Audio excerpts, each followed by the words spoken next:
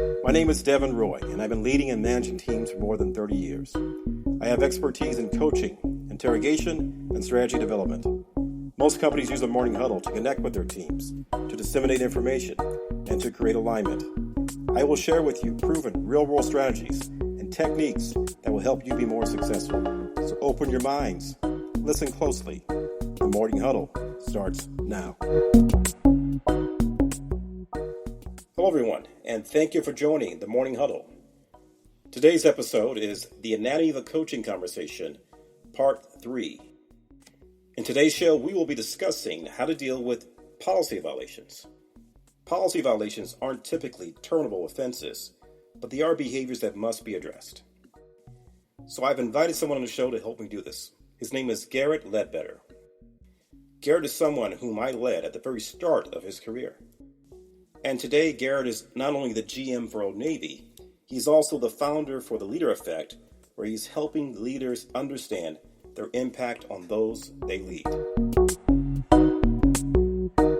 So welcome to the show, Garrett. Thank you. Happy to be here. Garrett, today we're going to talk about policy violations. And we're not talking about theft or fraud.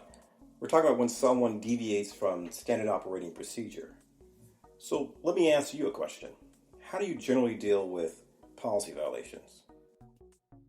Yeah, I think it's always a tricky subject because you might go in thinking that you know all the information there is to know, and then you might find yourself in the middle of that conversation. All of a sudden, something new is dropped on you that you hadn't even considered. So then it kind of rewrites your whole playbook. You almost have to start from scratch. So I think it's so important to do your fact finding and make sure that you know everything you're supposed to know going into the conversation. It's really good advice. So let me ask you something. Do you mind helping me do a role play today? Yeah, I'd love to. So we can sort of demonstrate for everyone what this might look like. So I thought we'd do something fun. Instead of doing your typical policy violation, I thought we'd do how to make a peanut butter and jelly sandwich. That sounds great. Okay. You think you can handle that? I think I can. I'm well versed in the peanut butter and jelly realm. Okay. All right, we'll see. All right. So let's do this. Let's do this from the perspective of an interrogator. So Okay. What I've been talking a lot about is coaching, but coaching as an interrogator. Okay?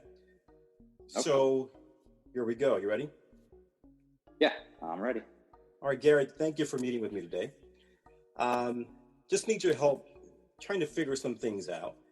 I think you've had some information that would be helpful to me. So before we get started, though, I want you to walk me through the steps of how to make a PB&J.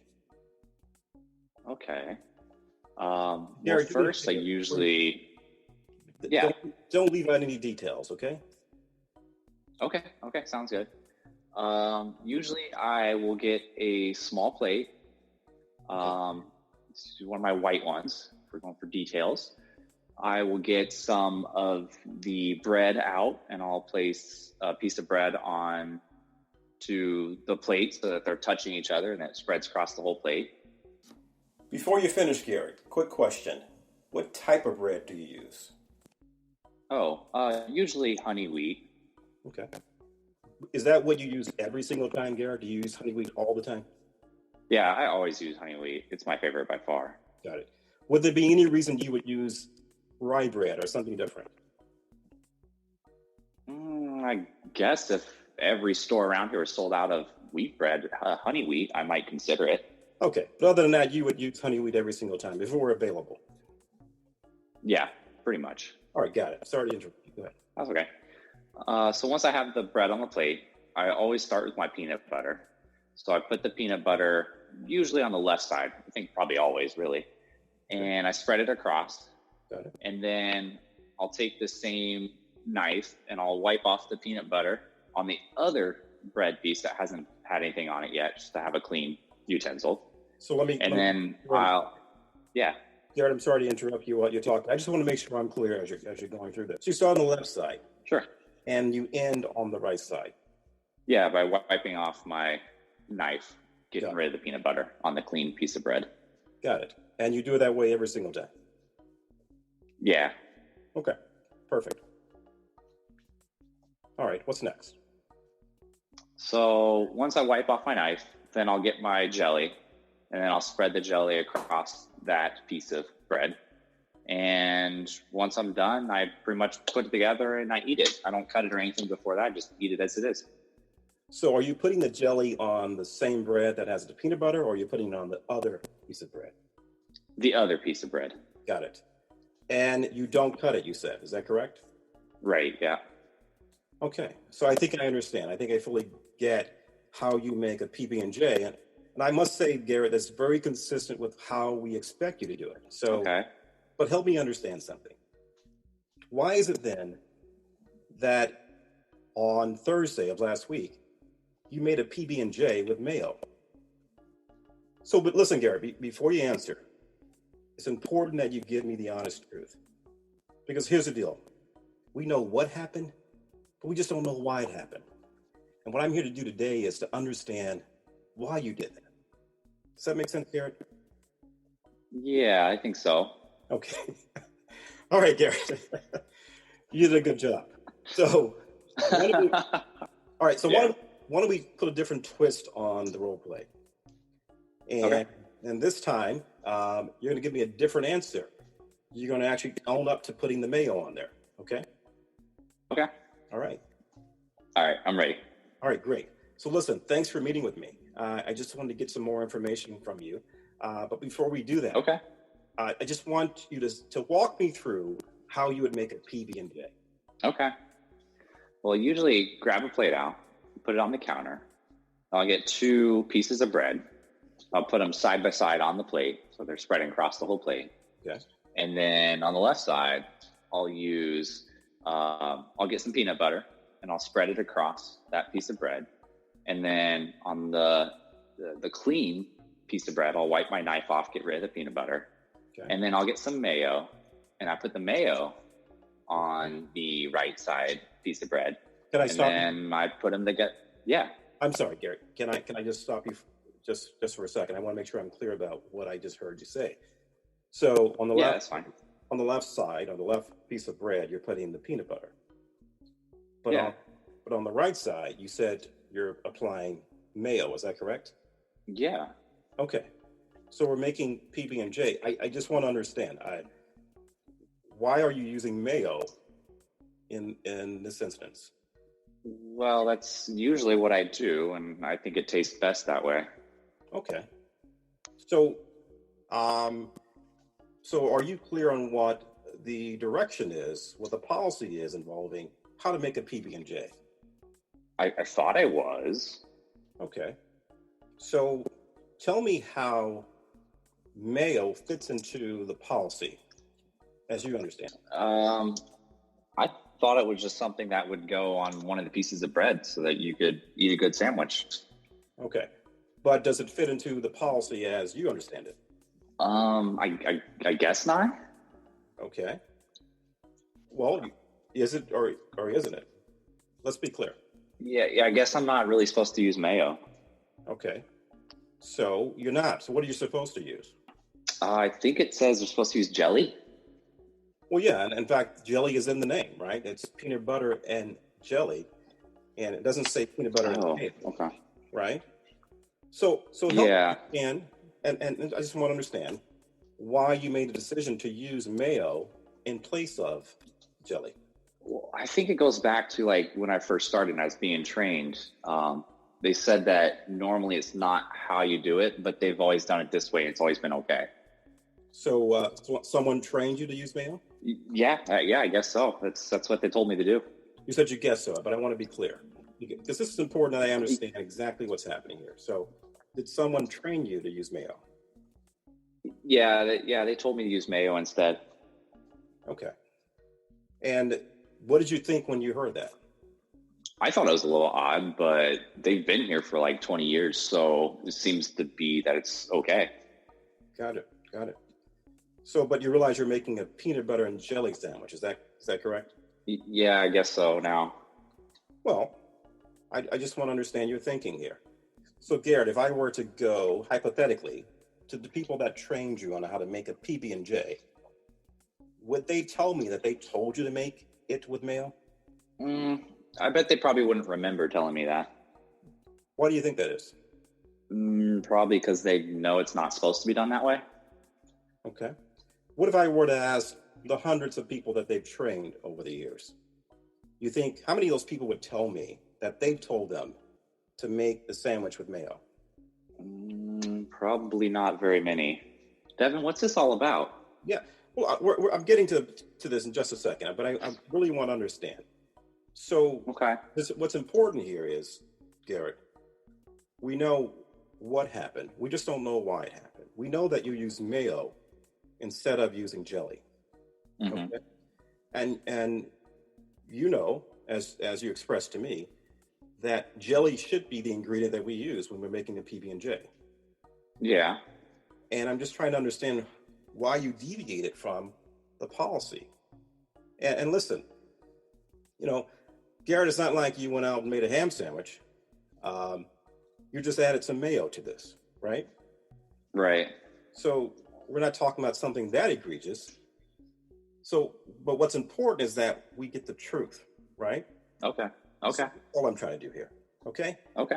To get the truth from you so that I can go about fixing the problem. Okay. So, does that make sense? Because when you look at this on its own, right, it doesn't look good. Is that fair to say? Yeah, I'd say so. Okay. So we have to balance this with your side of the story. And so that's all I'm trying to do here. Okay? I gotcha.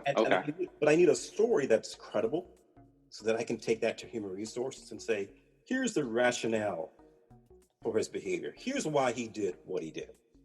Got me? Okay. Gotcha. Okay. And if I tell them that, well, the trainers told him to use it, but they probably didn't tell anyone else to use it, it may not sound credible. So I want to make it true. And if I go back and interview all the trainers and everyone else, that I want to make certain that what you're saying lines up with what they're going to say and gives credence to what you're telling me. Does that make sense? Yeah, that does. So tell me, why'd you do it? You know, I've used peanut butter and jelly like it's supposed to do in the past, and it's just never really worked for me. So I decided that doing it with mayo works a lot better for me. There you go. Now that makes sense, right? I think so. That explanation makes sense to me. What you told me before didn't really make sense, but that does, right? Yeah. So I can explain that. I can tell someone, well, he felt like this worked better for him. This is why he did it. This is the rationale. But for me to take back to HR that the trainers trained you wrong complicates this. And then we have to go in and interview them and interrogate them and figure out what's going on. And do we need to change the process? What it really boils down to is, Garrett, you made a decision, right, to use mayo, right? Yeah, I did. And no one else told you to do so. Right. Okay. So how do you think this looks, Garrett? Probably not that great. Yeah. Definitely not a team player. Yeah, right. We need you to follow the policies and procedures as they are stated. Okay? Yeah. All right, Garrett, let's back out of our role play. So what are your thoughts on what you heard today, Garrett? In fact, you did a great job, first of all. Oh, thank you. Well, I think the biggest takeaway is that everybody's first answer is almost never what the actual truth or problem is, that it does take some time and some patience to really keep drilling down so you get something that actually makes sense. In this case, it was really something I just wanted to do on my own. Exactly. You know, it's important that we bring a human element to the conversations and that we don't bring our own assumptions. And while I knew what you were telling me was inaccurate, I didn't want to say that. If I were to say to you, that's wrong, that's not correct, we would get into a back and forth on the facts. Does that make sense? Yeah, for sure. I put up a barrier immediately. 100%. And so I had to lead you to the admission rather than beating it out of you, okay? Because that doesn't work. Right. So what are your thoughts on that kind of interrogative kind of tactic, if you will, or approach to coaching? Yeah. I think it's a great use, especially when it's something very black or white. It's either you did or you didn't, and now I have to find out why you did or you didn't. I think the biggest takeaway of the whole thing is really around how do you dismiss somebody's excuse without having them feel like you're attacking them personally? Because in our situation, it was my choice to use the mayo, but at first I was saying that somebody else told me to do it. And you had to kind of weed through that. So that helped me realize that, that's not actually true, to get to what the truth was. So big difference in attacking somebody's idea versus attacking them as a person. Right, correct. Great point, great analysis. And the whole idea is also to make it safe to admit, right? To make it safe. Right, yeah. I did something wrong here. Yeah, exactly. Because the consequence of lying is worse than the consequence of telling the truth. Mm-hmm. So, Garrett, I'm not going to think of PB&J the same way ever. No, I'm going to laugh every time I do it now. The thought of mayo on it is, woo. And I hope you make your sandwich. Do you make it that way actually every time? Do you start with the left and go to, is that what you do? Yeah, that's pretty much what I do. I think I usually use crunchy peanut butter now instead of the crackers to get that crunchy taste to it. But that's that's pretty much it. Excellent. That's great. All right. Good stuff, Garrett. Thank you very much. All right. Thank you, Garrett, for helping me out today with this role play. Oh, my pleasure. Happy to help. And listen, take care of yourself and stay safe. You too. Thanks for having me.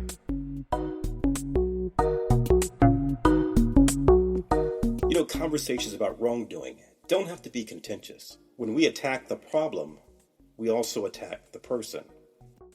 Our job in those moments is to help the person tell us why they did what they did and to own it. Coaching without judgment provides us with the opportunity to gain understanding. And with this understanding comes the knowledge to fix poor morale and loss-sensitive issues. That's it for today's show, Addressing Policy Violations. Thank you for tuning in, and I hope you've been enriched by what you've heard in the Morning Huddle.